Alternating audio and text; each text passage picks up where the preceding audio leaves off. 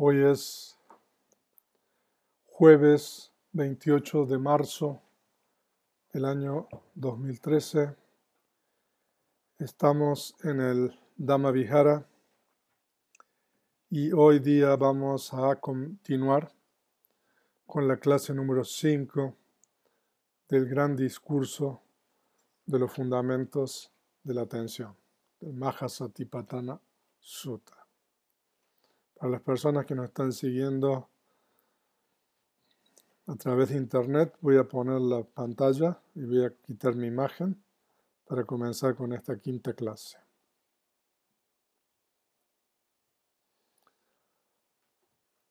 Entonces, pasamos. Nosotros hemos estudiado en las clases anteriores la primera contemplación solamente, la contemplación del cuerpo. Y todavía nos quedan 3 contemplaciones, la contemplación de la sensación y la contemplación de la conciencia y la contemplación de los dhammas. Esta noche vamos a estudiar la contemplación de la sensación y la contemplación de la conciencia. Pero antes de continuar, quisiera tocar un punto que me parece importante después de haber escuchado algunas de las preguntas en las entrevistas con las personas que están aquí en el retiro. Y quisiera responder esto o tocar este punto refiriéndome a la iluminación del Buda.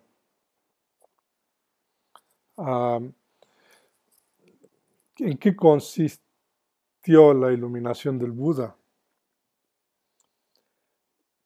Se dice de que el Buda es, primero que todo, un descubridor.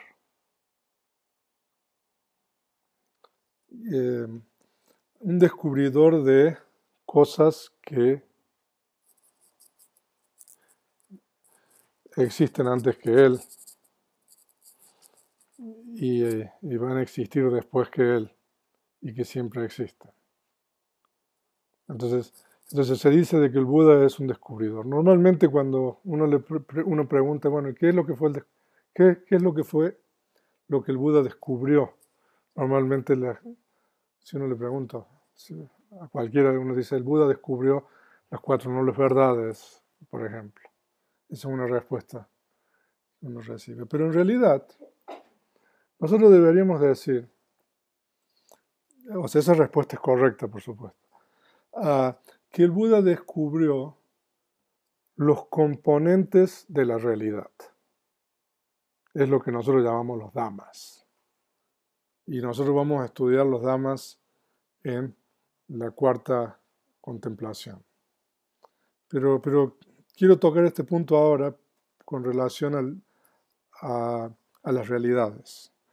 O sea, de que el Buda se ilumina o alcanza su iluminación porque él puede, a través de su sabiduría, discernir y comprender los componentes de la realidad y cómo esos componentes de la realidad están relacionados entre ellos. De hecho, si ustedes leen en el Udana Pali, las primeras palabras pronunciadas por el Buda después de su iluminación, el Buda dice, cuando los dhammas se le manifiestan, bueno, en este caso a él, ¿no? Entonces, cuando se refiere a los dhammas, el Buda se está refiriendo a las realidades últimas, a los componentes finales de la realidad. Entonces lo que el Buda descubre es precisamente en qué consiste la realidad y cómo esos componentes de la realidad están entrelazados o relacionados entre ellos. Entonces eso es muy importante que nosotros. Entonces esos componentes finales de la realidad, o que nosotros llamamos las realidades últimas, que fue lo que el Buda descubrió, o sea, precisamente descubrir eso fue lo que hizo que el Buda pudiera iluminarse, ¿no? O sea que por eso se dice de que es la sabiduría del Buda, ¿no? O sea, de que en realidad el Buda no descubre nada nuevo. O sea, eso siempre está, estuvo y estará, ¿no? Ah, pero eso, no, eso normalmente se dice de que nadie lo ve.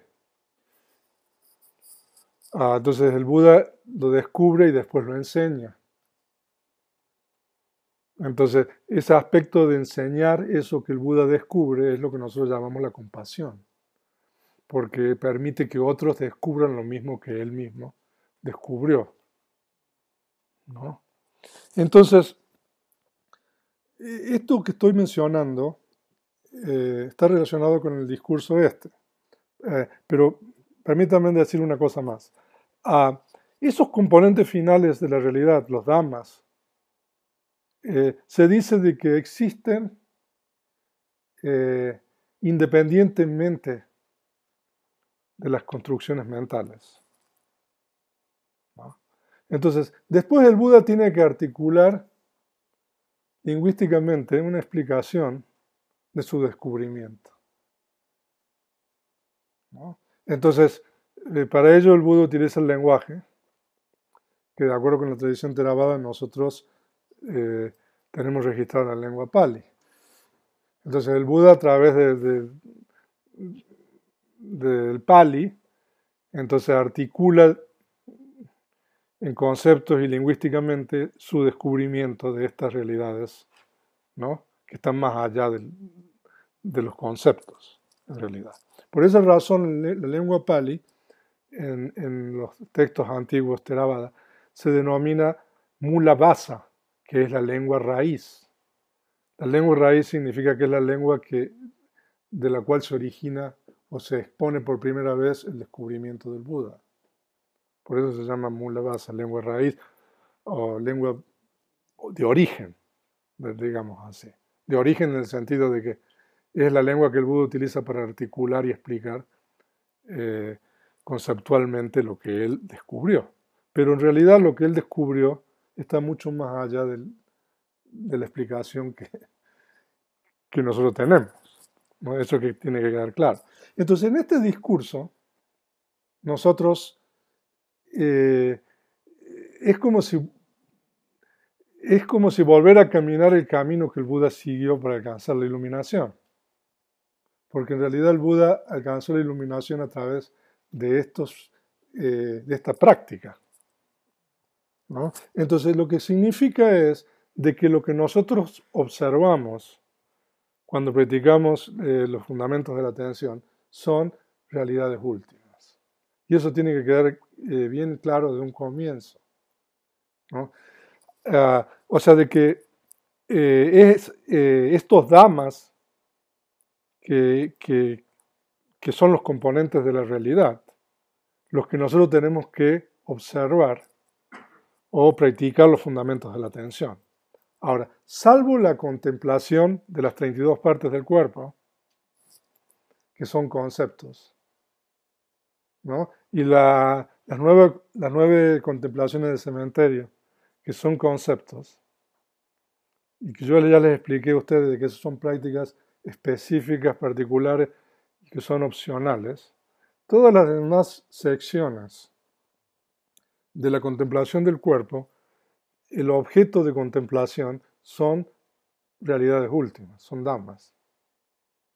Entonces nosotros, eh, los fundamentos de la atención, eh, los objetos, ya sea en la contemplación del cuerpo, en la contemplación de la sensación, la contemplación de la conciencia, la contemplación de los dhammas, son realidades últimas. Porque es solamente a través de la contemplación de las realidades últimas que nosotros vamos a poder realizar las verdades que fueron descubiertas por el Buda. Nosotros en la realidad conceptual, nosotros no vamos a poder lograr eso. La realidad conceptual es una realidad completamente diferente a la realidad última. Entonces, bueno, eso quería mencionar antes de continuar ahora eh, hablando sobre la contemplación de la sensación. Entonces, ahora vamos a ver la segunda contemplación, que es la sensación. Ahora, aquí nosotros tenemos un resumen de puntos importantes para poder comprender esta contemplación. La sensación es un estado inmaterial. Ahora, se dice que se expone la contemplación de la sensación después de la contemplación del cuerpo, porque entre los estados inmateriales es lo más evidente. O sea, de que el cuerpo es lo primero, ¿no? Es lo más burdo, o sea, uno tiene que empezar por la contemplación del cuerpo, ¿no? Y el cuerpo, o sea, bueno, entonces la contemplación del cuerpo es toda la realidad de la materia. La realidad de la materia tiene muchas partes, ¿no? Pero tiene la característica de la materia, que la materia no tiene habilidad cognitiva, etc. Pero ahora nosotros venimos a la contemplación de la sensación. Y en la contemplación de la sensación, nosotros ya pasamos a contemplar algo inmaterial, ¿no? Ahora, en los textos se dice de que hay 3 tipos de sensaciones. O a veces se habla de 5 tipos de sensaciones. Pero nosotros vamos a seguir la clasificación de 3 sensaciones siguiendo la explicación del discurso. Pero si ustedes estudian Abhidhamma, ustedes van a ver que estas 3 sensaciones se convierten en 5. Y ahora vamos a explicar esto. Entonces las sensaciones son sensación de placer o placentera, sensación de dolor o dolorosa y una sensación que es ni de placer ni de dolor. O sea, de que entonces son los 3 tipos de sensaciones. Ahora, la sensación es un estado mental universal. ¿Qué significa eso? Eso significa de que la sensación es un estado que está asociado con todos los tipos de conciencia. Y eso significa de que la sensación siempre está presente. A diferencia de otros factores mentales que nosotros podemos experimentar, por ejemplo, a veces uno tiene preocupación o tiene enojo o tiene regocijo, que son factores mentales que a veces vienen y a veces se van, a veces están, otras veces no están. La sensación es un factor mental universal que siempre está con la conciencia. Hay 7 factores mentales universales. Uno de ellos es la sensación. Entonces, y la sensación puede estar asociada con algo mental o puede estar asociada con el cuerpo. Entonces, si nosotros tomamos, por ejemplo, uno recuerda, no sé, algo agradable, ¿no? que hizo en el pasado, ¿no? Entonces, o bueno, algo en el presente. Entonces ahí la sensación es mental, es sensación de placer. Si uno recuerda algo triste que ocurrió, entonces la sensación es mental. Pero cuando uno tiene dolor en el cuerpo, es una experiencia que todos los meditadores tenemos, ¿no? Cuando uno tiene dolor en el cuerpo, entonces esa sensación es mental, pero asociada con el cuerpo, porque es inmaterial, ¿no? Ahora yo les voy a contar una historia cuando termine esta parte de un monje que está en el comentario, con relación a la cuestión del dolor.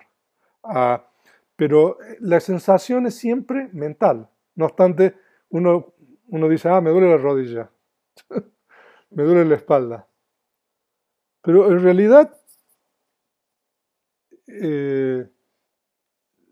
la materia no tiene capacidad cognitiva. O sea, de que la rodilla no puede doler. No, o sea, parece un poco, ¿no? ¿Cómo se dice? Un acertijo esto. Pero en realidad la sensación está en la mente. Por supuesto de que está asociado con la rodilla o con una pierna o con una mano, pero la experiencia del dolor es en la mente, ¿no? Ahora, si uno tiene el discernimiento analítico de la mente y la materia, o sea, uno puede llegar a ver claramente eso, a esa cuestión de que la sensación en realidad pertenece a la mente, es inmaterial, ¿no? Pero claro, o sea, está asociada, cuando está asociada con el cuerpo es porque hay un problema en alguna parte del cuerpo. Si no hubiera un problema ahí, entonces uno no tendría esa experiencia en la mente, ¿no? Normalmente uno se cree que el problema es la rodilla, ¿no? Pero la experiencia no es eso, ¿no? Eso tiene que quedar claro. Entonces, por eso, cuando nosotros tenemos en cuenta que hay experiencias mentales y corporales, la sensación se convierte de 3 en 5, ¿no? Porque hay, eh, en la mente la sensación puede ser placentera, de dolor, y ni placentera ni de dolor. Y en el cuerpo la sensación puede ser solamente de placer y de dolor, se dice. Ahora, la sensación mental de ni placer ni de dolor se dice de que es muy sutil y es muy difícil de discernir. Normalmente nosotros podemos discernir las sensaciones de placer y de dolor. Entonces esa es una introducción con relación a la sensación. Entonces ahora vayamos al discurso y leamos la sección correspondiente a la contemplación de la sensación. Y bhikkhus, ¿cómo un bhikkhu mora contemplando la sensación en las sensaciones? Aquí bhikkhus, cuando un bhikkhu experimenta una sensación placentera, comprende, estoy experimentando una sensación placentera. Cuando experimenta una sensación dolorosa, comprende, estoy experimentando una sensación dolorosa. Cuando experimenta una sensación ni placentera ni dolorosa, comprende, estoy experimentando una sensación ni placentera ni dolorosa. O sea que esas son las 3 sensaciones básicas. Pero en el discurso se discrimina entre sensación placentera, dolorosa y ni placentera ni dolorosa, mundana y no mundana. Ahora vamos a explicar esto. Cuando experimenta una sensación placentera mundana, comprende, estoy experimentando una sensación placentera mundana. Cuando experimenta una sensación placentera no mundana, comprende, estoy experimentando una sensación placentera no mundana. Cuando experimento una sensación dolorosa mundana, comprende, estoy experimentando una sensación dolorosa mundana. Cuando experimento una sensación ni placentera ni dolorosa mundana, comprende, estoy experimentando una sensación ni placentera ni dolorosa mundana. Y cuando experimento una sensación ni placentera ni dolorosa no mundana, comprende, estoy experimentando una sensación ni placentera ni dolorosa no mundana. Así mora contemplando las sensaciones y las sensaciones, internamente, elipsis, puntos suspensivos, ¿no? Así también bhikkhus, un bhikkhu mora contemplando las sensaciones y las sensaciones. Entonces nosotros, es corta la sección esta, ¿no? Ahora, que sea fácil de practicar es otra cosa. Ahora, cuando un bhikkhu experimenta una sensación placentera, comprende, estoy experimentando una sensación placentera. Y aquí, esa es una cita de la traducción del comentario. Aquí ciertamente aún infantes en posición supina cuando están mamando, experimentan una sensación placentera y comprende que están experimentando una sensación de placer. ¿Se recuerdan con la cuestión del caminar? Que también había una cuestión así, que cuando uno está yendo, sabe que uno va, ¿no? Entonces dice, pero aún los perros saben que cuando, ¿no? Entonces el comentario responde, pero esto no se refiere a tal modo de conocimiento, porque tal modo de conocimiento, número 1, no abandona la noción errónea de un ser, no elimina la percepción de una persona y tampoco la práctica de meditación ni el desarrollo de los fundamentos de la atención. O sea, de que comprender la sensación en la sensación implica que uno, cuando comprende la sensación, uno no se identifica con esa sensación, ¿no? O sea, cuando uno se identifica con la sensación, uno no está abandonando la noción errónea, porque ahora, yo estaba hablando con Luz del Alba, ¿no? ¿No? Lo que pasa es que los Dhammas, las realidades últimas, eh, las realidades últimas que tienen que ver con la práctica de meditación, son todas condicionadas. ¿Y qué significa que sean condicionadas? Significa de que lo condicionado tiene un surgir, un permanecer y un cesar. Esa es la característica, se dice, de lo condicionado.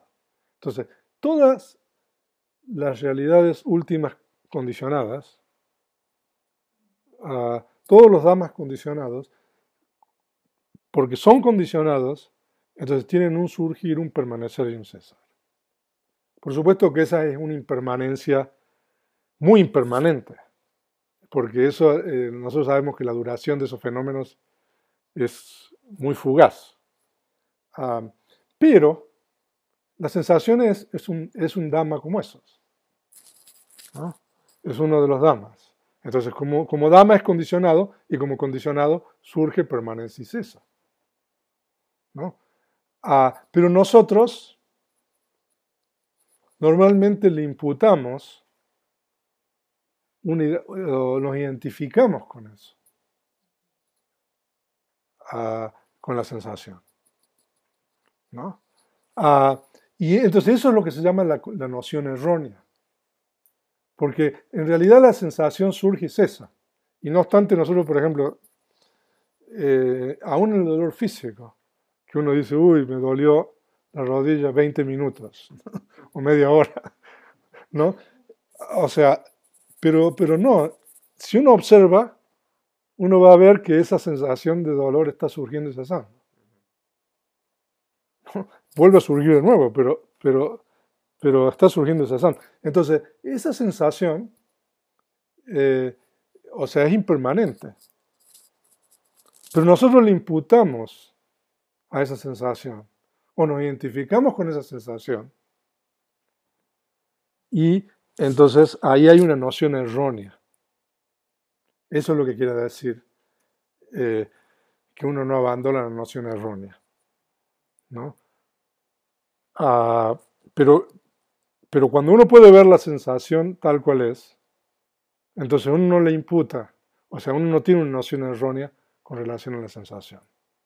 Nosotros estaba hablando con Luz del Alba, y eso es válido para cualquier experiencia sensorial que uno tiene durante la meditación, ¿no? Porque lo que pasa es que cuando uno practica meditación, cuando uno está observando, ahora, si uno no tiene atención, o la suficiente atención, ese fenómeno que surge en la mente de cada uno de nosotros es como si fuera un compartimento estanco. Nosotros es como si estuviéramos encerrados en ese fenómeno, ¿no? Y nosotros en ese momento es como si estuviéramos soñando, no estamos diciendo, ¿no? O sea, cuando uno está soñando, uno no sabe que está soñando. Cuando uno se identifica con un fenómeno, por supuesto de que esto es un sueño muy fugaz, ¿no? Porque eso, o sea, es un momento. Entonces, como nosotros no tenemos el desarrollo meditativo de la atención, etc., nosotros nos viene este pensamiento y nosotros, eso nos atrapa. Es como si el universo fuera eso en ese momento, ¿no? El universo es ese tipo de experiencia que nosotros estamos teniendo ahí, ¿no? Pero esa experiencia es esa. Nosotros no vemos el cesar.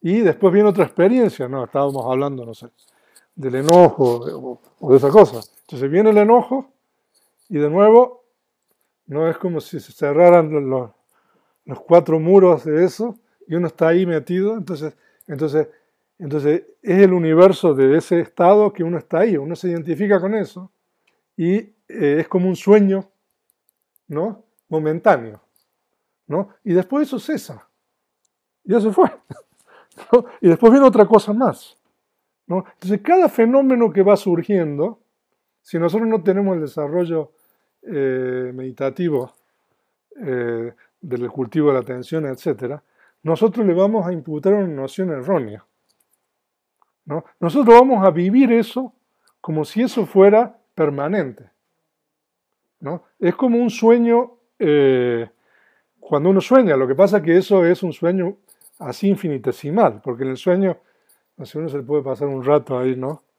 Creyendo que eso es una realidad, ¿no? Pero cuando nosotros estamos meditando, o sea, son, digamos, no sé, instantáneas de sueño, podemos decir, ¿no?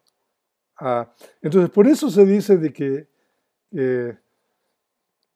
eh, que uno no tiene, que no abandona la noción errónea, ¿no? Entonces, nosotros tenemos que, si nosotros tenemos la suficiente atención y desarrollo de las facultades, nosotros vamos a poder ver eso tal cual es, ¿no? Pero cada uno de nosotros queremos hacer permanente algo que en realidad no lo es. O sea, si eso fuera permanente, bueno, está bien, ¿no? Pero cuando nosotros nos identificamos con eso, nosotros lo queremos hacer permanente. Nosotros estamos tratando de hacer permanente algo que en realidad no es permanente. Entonces, eso es una noción errónea. Y también la percepción errónea. No se elimina la percepción errónea. Por eso el comentario explica eso. Entonces se requiere, ¿no?, la práctica de meditación y el desarrollo del fundamento de la atención. O sea, de que la mente de los seres humanos normalmente es así, ¿no? Y por supuesto que las transgresiones éticas se deben precisamente a esas identificaciones, ¿no? Esos sueños instantáneos, ¿no? Que no solamente uno se identifica con el estado mental, sino que también uno tiene acciones que causan daño y sufrimiento a los demás, ¿no? Entonces, por eso es tan importante el desarrollo y la práctica de meditación, porque a través de la práctica de meditación nosotros vamos a poder discernir la realidad de los dhammas, de estas realidades últimas, que es que están continuamente surgiendo y cesando. Entonces, cuando uno puede ver ese surgir y cesar de estos dhammas y estas realidades últimas, en el caso de la sensación, nosotros no vamos a tener una noción errónea, porque nosotros estamos viendo correctamente cómo es. Entonces, ahora, entonces en el comentario se dice, ¿quién experimenta la sensación? Ok, ningún ser o individuo experimenta la sensación. O sea, si uno lo lee así, es una cosa, pero si uno lo explica como se explicó antes, ¿no? Se entiende diferente, ¿no? Ah, ¿De quién es la sensación? De ningún ser o individuo es la sensación. Ah, si fuera permanente, sería diferente, ¿no? Uno podría decir, bueno, esto es mío. Pero esto es impermanente, ¿no? Entonces, ¿es mío? Bueno, ok, podemos decir es mío mientras esto está. Uno podría decir, ¿no? Pero eso es una concepción errónea. Decir que es mío, ¿no? Bueno, ahora ¿dónde está? ¿No? ¿Y por qué se experimenta la sensación? La sensación puede ocurrir debido a que se toma como objeto la base. Eso significa, cuando la mente toma cualquier objeto, uno experimenta una sensación. Ahora, hay una historia aquí en el comentario que es increíble. De un monje. Les voy a leer la historia. Impresionante.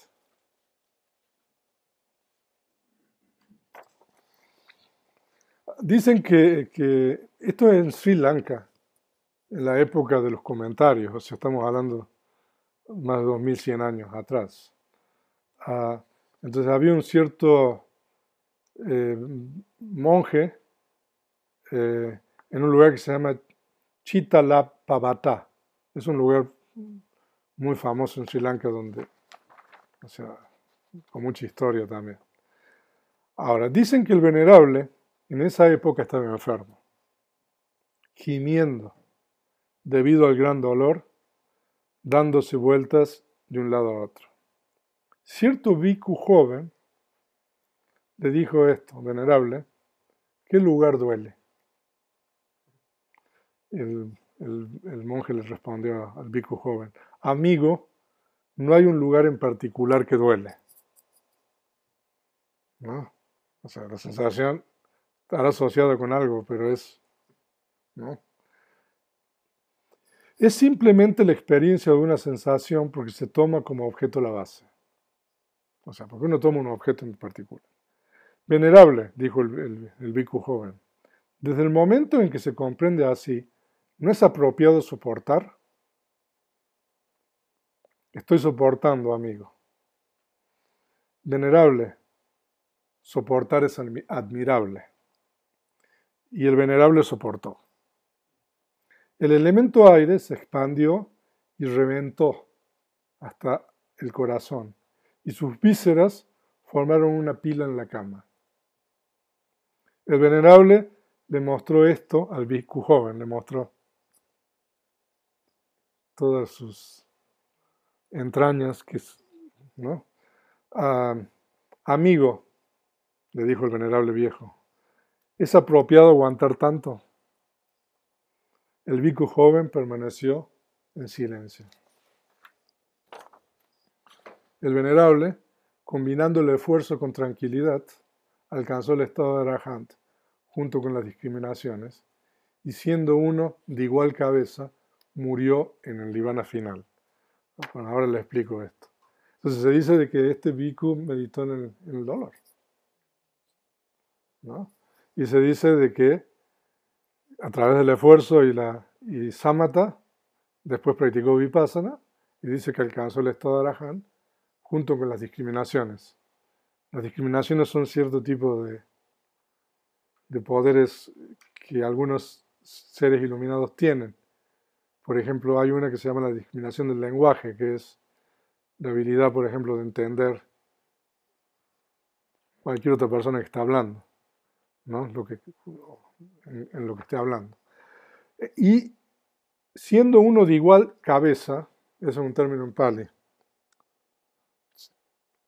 ahora les explico, murió en el nirvana final. Se dice de que de igual cabeza significa, no sé, es como las carreras de caballo, ¿no? Que llegan juntos, digamos, a la meta, ¿no? Entonces, ¿quién ganó? Entonces se dice de que murió en el momento en que alcanzó el estado de Arahant. Eso significa ser uno de igual cabeza, ¿no? Entonces, en Pali se llama Samasisi, ¿no? Entonces, en ese momento que murió, en el mismo momento alcanzó el estado de Arahant.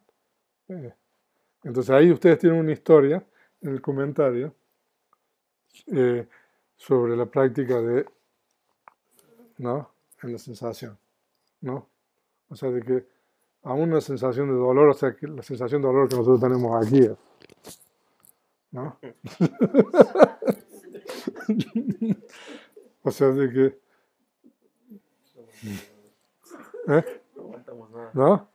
Pero bueno, o sea, de que se puede meditar en el dolor, o sea, como en esta historia, o sea, como le decía el otro, soportar, ¿no? Entonces al final le dice el bico grande, ¿se vale soportar tanto? Como diciendo, bueno, yo hasta aquí, o sea, estoy practicando meditación en esto. Eso es lo que le quiero decir. Entonces el otro se quedó callado, ¿no? Ok. Entonces esa es la contemplación de la conciencia. Y ahora se vuelve más sutil, ¿no? Ahora, se dice que la contemplación de la sensación es inmaterial. O sea, cuando nosotros contemplamos la sensación de placer, de dolor, ni de placer ni de dolor, ya sea mental o corporal, eso es un estado inmaterial. Ahora, la conciencia también es inmaterial. De acuerdo con la enseñanza del Buda, las realidades últimas pueden ser materiales o inmateriales. Y tanto la realidad material como la realidad inmaterial es igualmente real. O sea, eso es muy importante, ¿no? Yo siempre hago énfasis en esto porque el paradigma de las enseñanzas del Buda sostiene de que hay dos realidades, ¿no? Eh, la realidad material y la realidad inmaterial. Entonces ahora vamos a ver la otra parte de la realidad inmaterial, que es la conciencia. Ahora, la conciencia en realidad es una de las partes de la mente. En Pali la mente se denomina nama. La conciencia se llama chitta. Hay muchos nombres para conciencia. Pero entonces, la mente consta de dos componentes, la conciencia y los factores mentales. La conciencia se define como aquello que conoce el objeto y los factores mentales son aquellos que siempre están asociados con la conciencia, ¿no? Ah, pero no todos los factores mentales están asociados con la conciencia, pero la conciencia siempre surge. Entonces por eso se dice que la conciencia es el líder, ¿no? Para que uno, por ejemplo, experimente, no sé, enojo hacia alguien, ¿no? Uno tiene que tomar a ese alguien como objeto. Entonces, eso es la conciencia, ¿no? Entonces, la conciencia toma, o por ejemplo, uno recuerda a alguien. Entonces, eso permite de que el enojo surja con la conciencia. Entonces, el enojo es un factor mental, ¿no? Se requiere que la conciencia tome un objeto para que los factores mentales hagan sus respectivas actividades. Ahora, nosotros en la contemplación de la conciencia se observan los distintos tipos de mente, como conciencia con pasión, conciencia con enojo, etc. Ahora, cuando nosotros estudiamos la contemplación de la conciencia, si ustedes leen el comentario, o sea, ustedes van a ver, o sea, que el comentario explica todo esto de acuerdo con el Abhidhamma,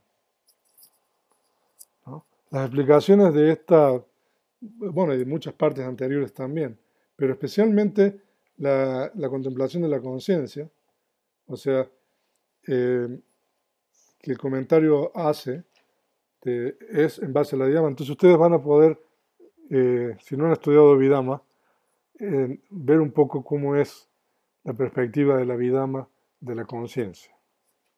Pero vamos primero a leer el pasaje del discurso correspondiente. Y bhikkhus, ¿cómo un bhikkhu mora contemplando la conciencia en la conciencia?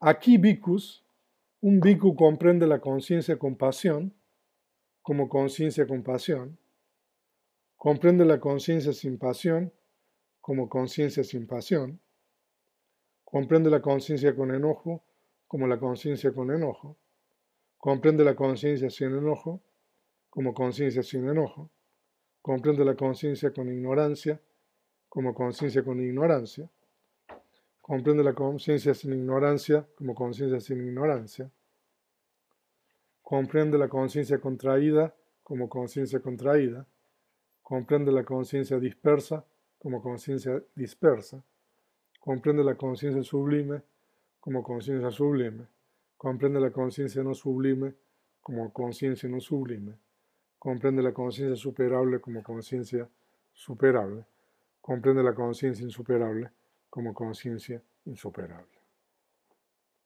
comprende la conciencia concentrada como conciencia concentrada, comprende la conciencia desconcentrada como conciencia desconcentrada. Comprende la conciencia liberada como conciencia liberada. Comprende la conciencia no liberada como conciencia no liberada. Así, mora contemplando la conciencia en la conciencia internamente. Así un bhikkhu, así también bhikkhus, un bhikkhu mora contemplando la conciencia en la conciencia. O sea, aquí hay un catálogo de algunos tipos, de tantas otras que uno puede experimentar, ¿no?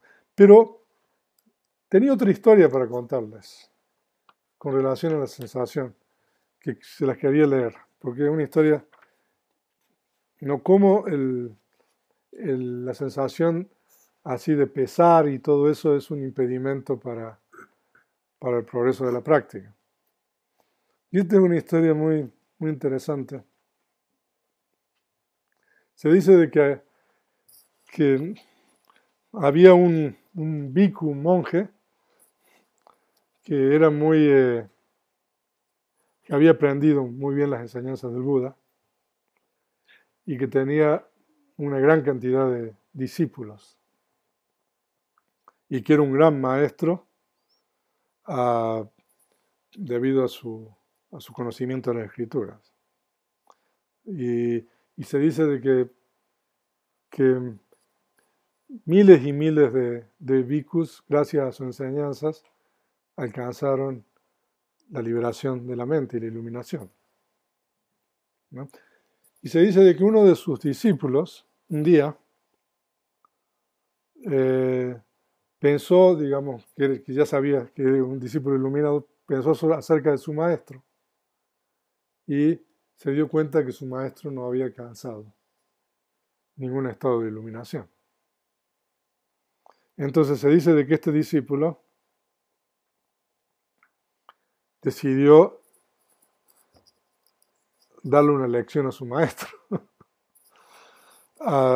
Entonces se dice de que el discípulo fue a verlo al maestro, pero el maestro siempre estaba muy ocupado enseñando. Entonces el discípulo le dijo que quería hacerle una pregunta, pero el maestro le decía, no, o sea, estoy ocupado. Entonces el discípulo le dice, bueno, quizás cuando vayas al poblado, cuando vaya al poblado en busca de comida, yo le puedo hacer la pregunta. No, porque ahí también la gente del poblado, ¿no?, me hace preguntas. Entonces, o sea, se ve que el maestro, o sea, no le había dado, parece un ejecutivo moderno esto, ¿no? Que uno trata de sacar una entrevista, ¿no?, y ya me llama, ¿no? Entonces se dice de que el discípulo le dice, bueno, pero, o sea, no tienes ni tiempo, usted no tiene ni tiempo para morirse, le dice el discípulo. Y le dice, usted está siempre tan ocupado que es como el respaldo de un asiento. Entonces, está muy interesante esto. Los demás se apoyan, ¿no?, en usted, pero usted no tiene en quién apoyarse. Así le dijo, ¿no? O sea, usted es como el respaldo de un asiento, ¿no?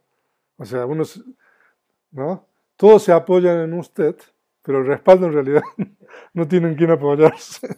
Eso fue lo que le dijo. Entonces, ahí le cayó el 20, como dicen aquí. ¿Cómo se dice en otros países caer el 20? ¿Cómo? En Chile la teja. ¿Y en Argentina cómo se dice? Yo tampoco sé. O sea, bueno, uno se percató de que le estaba, ¿no?, algo así, ¿no?, queriendo decir. Entonces, se dice de que después de que le dijo esto, entonces el maestro decidió meditar, ¿no? Entonces se dice de que el maestro dice, no, bueno, yo con todo lo que yo sé, en 3 días me ilumino. Por supuesto que no le dijo a nadie, ¿no? Pero se dice de que practicó y no pasó nada. Entonces dice, bueno, después, bueno, al final del retiro de lluvia, al final de 3 meses, me voy a iluminar. Y por supuesto que al final del retiro de lluvias no pasó nada, ¿no? Entonces se dice que empezó a sentir pesar y tristeza, ¿no? Y empezó a llorar, ¿no? Y se dice de que meditó por 29 años y no alcanzó nada. Y se dice de que ya, bueno, ya se dio por vencido prácticamente. Y se dice de que se puso a llorar, a gemir y todo eso. Y se dice que había un deva, ¿no? que se puso a llorar junto con él. Entonces el monje cuando escuchó y vio que el deva estaba llorando, ¿no? Le preguntó, bueno, ¿y tú por qué lloras? No, entonces el deva le dijo, bueno, a lo mejor llorando yo puedo alcanzar algo, ¿no? Entonces, por supuesto de que se deprimió aún más, porque dice, aún, o sea, esto me está... ¿no? Entonces en ese momento comprendió de que no era bueno, ¿no? Tener pesar y tristeza y tener esta sensación de dolor, y se dice de que removió la sensación esta de dolor y mental y meditó y alcanzó el estado de iluminación de Arahant 30 años después, ¿no? Pues esta es una historia bien, es bonita la historia, ¿no? Bueno, entonces esa historia es con relación a la contemplación de la sensación. En este caso es la sensación mental. La historia que les conté antes es la sensación asociada con el cuerpo, ¿no? Así que, entonces ahora tenemos la conciencia. Ahora, entonces uno cuando tiene conciencia con pasión, comprende que uno tiene la conciencia con pasión. O sea, cuando nosotros estamos meditando, a veces uno tiene apego, tiene deseo asociado. Entonces, ¿qué significa conciencia con pasión? Estas explicaciones de comentarios son de acuerdo con la vida. Algunas de las 8 conciencias asociadas con apego. Ahora, si ustedes tienen el compendio de Abhidhamma, ahí en el capítulo 1, ustedes pueden ver que hay 8 conciencias insanas asociadas con apego. Y pueden ver cuáles son esas conciencias. Entonces, cualquiera de esas 8 conciencias es una conciencia con pasión. Aquí pasión significa en realidad cualquier tipo de deseo o apego. Conciencia sin pasión significa, miren lo que dice ahí, cualquier conciencia indeterminada o cualquier conciencia sana mundana. Usted estudia bien, a ver. A ver, Felipe, mi discípulo. ¿Cuáles son las conciencias indeterminadas mundanas?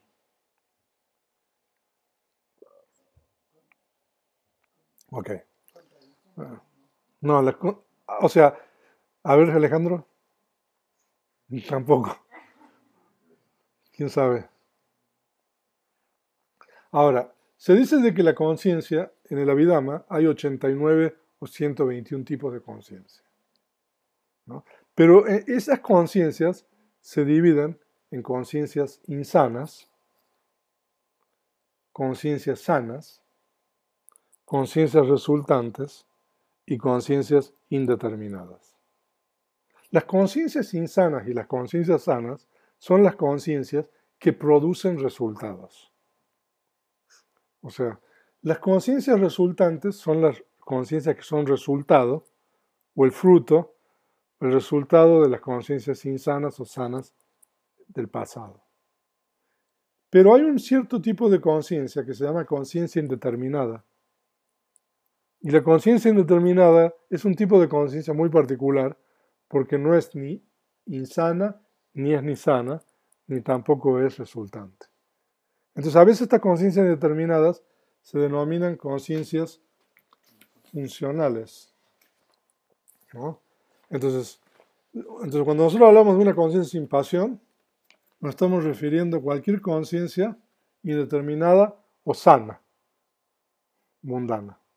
Yo puse esto aquí para para que ustedes vean cómo es la explicación del comentario y cómo es importante el conocimiento de la Abhidhamma para poder comprender correctamente las enseñanzas del canon, ¿no? Porque dentro de la tradición Theravada hay gente que se sostiene de que la Abhidhamma es algo que en realidad no es importante, incluso hay gente que dice que tampoco fue enseñado por el Buda, ¿no?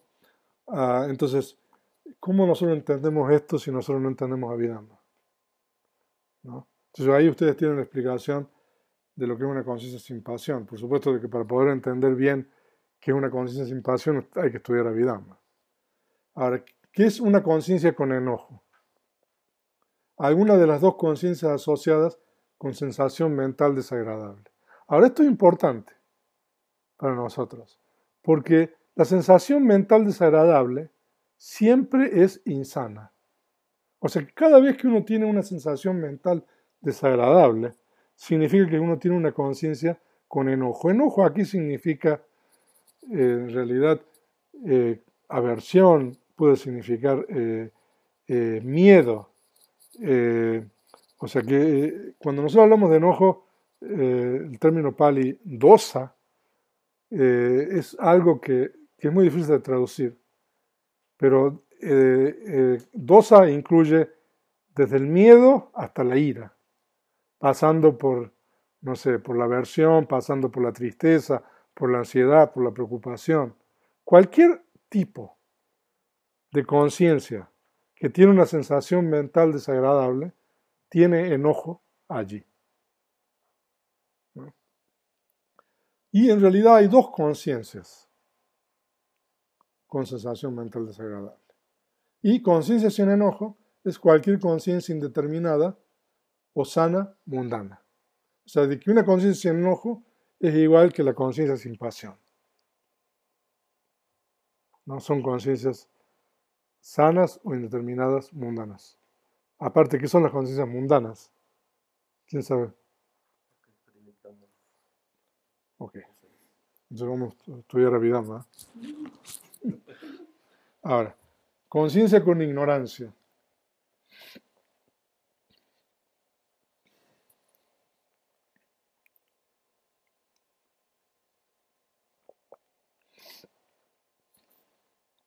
Es de dos tipos, asociada con duda y con agitación. Pero debido a que la ignorancia surge con todas las conciencias insanas, las restantes conciencias insanas también se incluyen. O sea, de que en realidad la ignorancia es un factor mental insano universal. ¿Ignorancia qué significa? Ignorancia significa no ver la realidad tal cual es.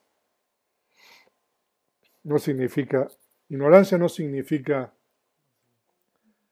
no saber algo, no tener información sobre algo. Aquí, ignorancia significa no comprender la realidad correctamente. Y se dice de que hay dos tipos de conciencias con ignorancia. Duda, pero duda aquí no es cualquier tipo de duda. Es duda con relación a la práctica, ¿no? Con relación a la enseñanza. A veces uno cuando practica tiene duda, ¿no? Uno se pregunta, bueno, ¿qué estoy haciendo? ¿Realmente estoy meditando bien? A veces uno se pregunta. Eso es duda. ¿Esta práctica realmente conduce a lo que me están diciendo? Eso es duda. Y conciencia asociada con agitación. Ese es otro estado insano. Agitación normalmente es cuando uno tiene demasiado esfuerzo. Pero debido a que la ignorancia surge con todas las conciencias insanas, las restantes conciencias insanas también se incluyen así. En realidad hay 12 conciencias insanas. Entonces, como en todas hay ignorancia, entonces por eso cualquiera de las 12 insanas es una conciencia con ignorancia. Y conciencia sin ignorancia es cualquier conciencia indeterminada o sana mundana. Después dice conciencia contraída. Por ejemplo, cuando uno tiene somnolencia. Por ejemplo, a la mañana a veces uno tiene somnolencia, después de la comida a veces uno tiene somnolencia. Y uno observa eso, ¿no? Entonces eso es la contemplación de la conciencia. O sea, tengo somnolencia, por ejemplo. Y a veces la conciencia dispersa, conciencia asociada con agitación. O sea, la mente está ¿cómo se dice? Desas, Sosegada, desasosegada. sí. Entonces, en ese caso, uno dice, yo tengo agitación. Entonces, uno está contemplando la conciencia. Bueno, y si ustedes quieren, pueden leer las restantes explicaciones. Por ejemplo, la conciencia sublime son conciencias de llanas, las conciencias sublimes. O sea que cuando uno tiene llanas, entonces uno puede contemplar esas conciencias. Entonces yo tengo llanas. Entonces eso es ah, ¿no? La conciencia sublime. Las llanas pueden ser de la materia sutil o inmaterial. Y las conciencias no sublimes son todas las otras conciencias que nosotros experimentamos. La conciencia superable son las conciencias normales que tenemos y las conciencias insuperables son las conciencias de llanas. Cuando uno tiene concentración, a veces uno contempla que tiene concentración. Cuando uno tiene dispersa la mente, a veces me reportan. O sea, la mente no es conciencia desconcentrada.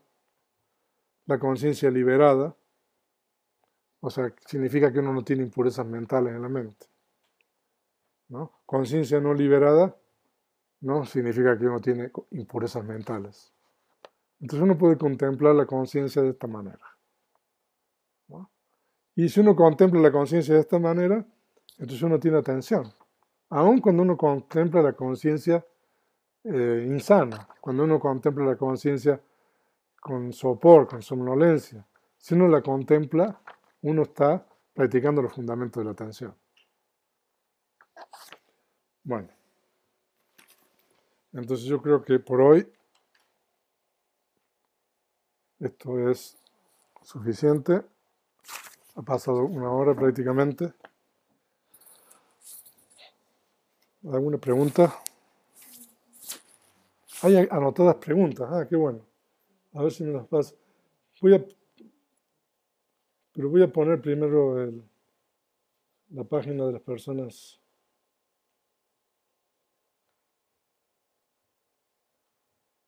Vamos a pasar ahora al... Voy a poner ahora la cámara nuevamente. Y